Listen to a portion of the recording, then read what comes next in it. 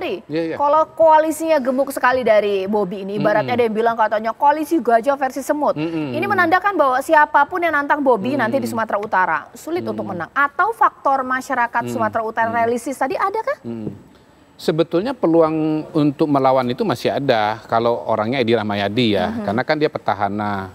Dan seingat saya surveinya pada waktu itu ya cukup lumayan juga. Tetapi masalah Edi pada hari ini, menurut saya nomor satu adalah soal dukungan partai politik.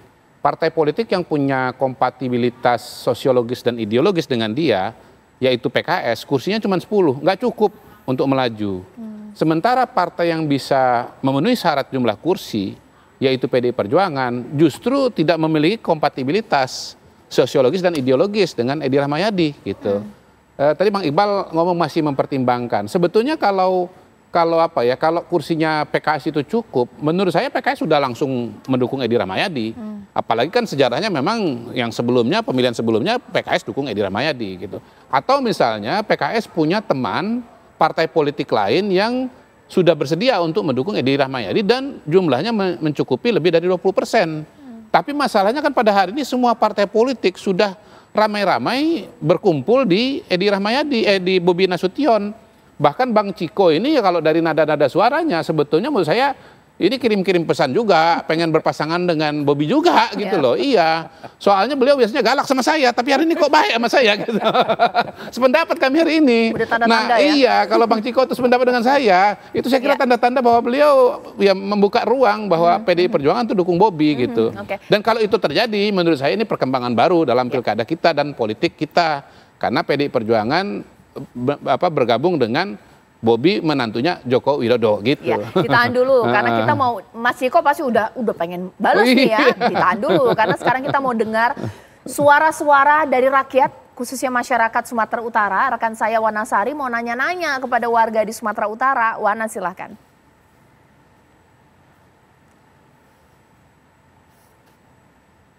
Pilkada serentak ini akan digelar dalam beberapa bulan ke depan juga pemilihan gubernur dan wakil gubernur di Sumatera Utara.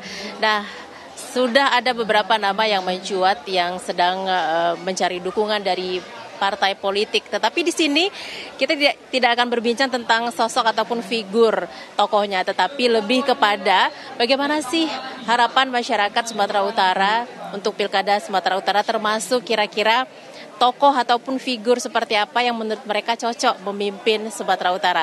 Saya akan berbincang, sudah ada 3 narasumber di sini. Pertama saya mau ke Samuel. Samuel, kira-kira pendapat kamu akan berjalan seperti apa Pilkada Sumatera Utara nanti?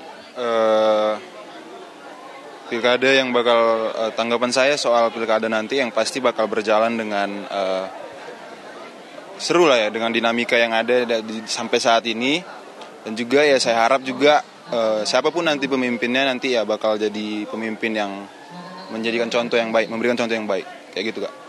Menurut Samuel, kira-kira sosok seperti apa yang cocok ataupun yang pantas memimpin Sumatera Utara? Mungkin ya pemimpin yang punya kreativitas, inovatif dan juga kemampuan komunikasi yang baik lah kepada masyarakat gitu Kak. Itu sih. Baik, terima kasih Samuel. Saya mau ke sosok wanita muda di sebelah saya ini ada Nazira. Nazira, selamat malam. Nazira, kalau pendapat Nazira kira-kira pengennya pemimpin Sumatera Utara ke depan itu seperti apa sih? Mengingat di tahun-tahun sebelumnya udah ada standar lah dari pilkada atau dari wali kota untuk Medan sendiri gitu kan Kak. Jadi untuk pemimpinnya sama sebenarnya, pemimpin yang kreatif atau mungkin pemimpin yang mungkin bisa berkomunikasi dengan berbagai kalangan nih di kota Medan sendiri gitu. Mulai dari kalangan Gen Z, mulai dari yang usianya udah produktif ataupun yang lain-lain. Sepertinya bisa dengan cermat lah menangkap apa yang dimau dari masyarakat kota Medan sendiri gitu sih Kak. Nah, ini kan kita akan bicara tentang Sumatera Utara yang skupnya lebih luas. Kira-kira menurut kamu akan seperti apa nanti pilkada berjalan di Sumut?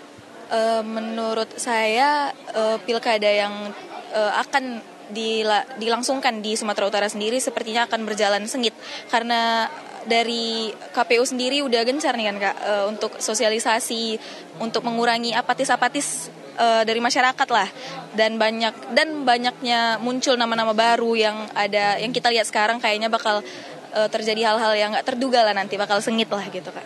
Kira-kira figur-figur yang sudah mencuat namanya sekarang menurut Nazira itu seperti apa potensinya? Kalau untuk potensi sepertinya sama besarnya sih Kak, setiap nama yang udah muncul. Cuman lebih gimana mereka mensosialisasikannya sendiri aja. Karena kan ada nama-nama yang baru, ada nama-nama yang bahkan udah pernah kita dengar sebelumnya itu udah muncul lah sekarang. Jadi gimana mereka mensosialisasikan, gimana mereka menampilkan diri mereka lah ke masyarakat gitu. Baik, terima kasih Nazira atas pendapatnya. Nah, satu narasumber lagi pemirsa, saya akan berbincang dengan Krismon ya. Oke, Krismon, harapan kamu untuk pemimpin Sumatera Utara ke depan seperti apa kira-kira? Inginnya punya gubernur yang kayak gimana? Kalau untuk harapan saya sendiri Kak, mungkin pemimpin yang memang bijaksana, pemimpin yang memang peduli akan halayak, peduli akan rakyat-rakyat yang di bawah, nggak cuma di atas yang dipentingkan. Tentu pemimpin yang memang betul-betul mengayomi masyarakat dan bisa memperbaiki segala kendala yang terjadi di Medan terkhususnya, mulai dari perekonomian, industri, dan hal-hal lain semacamnya. Mungkin pemimpin yang betul-betul peduli terhadap segala aspek yang ada Kak.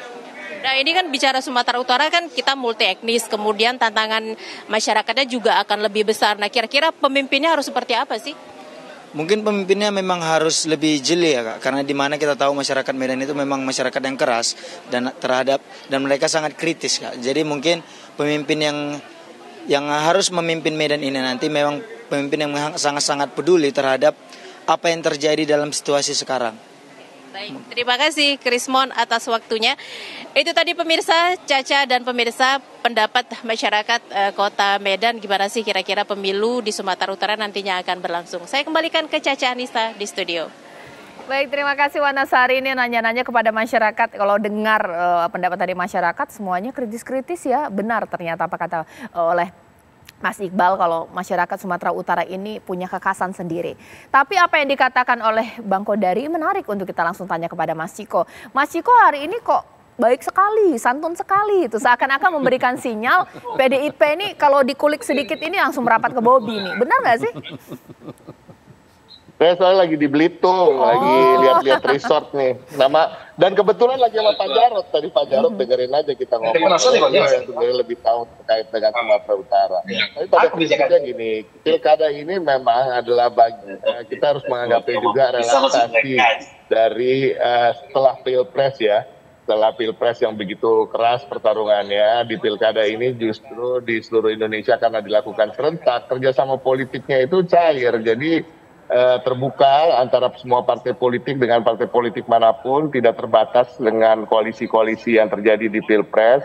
Seperti juga dengan PAN kita punya kerjasama politik di berbagai daerah, begitu juga dengan Partai Keadilan Sejahtera, kader PDI Perjuangan mendaftar ke kantor DPC maupun DPD Partai Amanat Nasional, begitu juga sebaliknya. Dan ini daerah-daerah lain terjadi dan itu juga tidak tertutup kemungkinan di Sumatera Utara. Tapi tadi telah saya sampaikan bahwa kami dari PDI Perjuangan tentunya akan sangat sayang kalau tidak mencalonkan kader sendiri. Sebagai partai kader yang telah begitu lama dan mempersiapkan kader-kader kami melalui sekolah partai, melalui penugasan-penugasan sebagai anggota DPRD Provinsi, DPR RI, maupun kepala daerah, tentunya kader-kader kami ini memang dipersiapkan untuk menjadi pemimpin, sehingga juga untuk kontestasi, apalagi di daerah yang suara kami signifikan, tentunya kita akan memprioritaskan kader kita. Tapi tidak tertutup kemungkinan kerjasama politik dengan pihak manapun.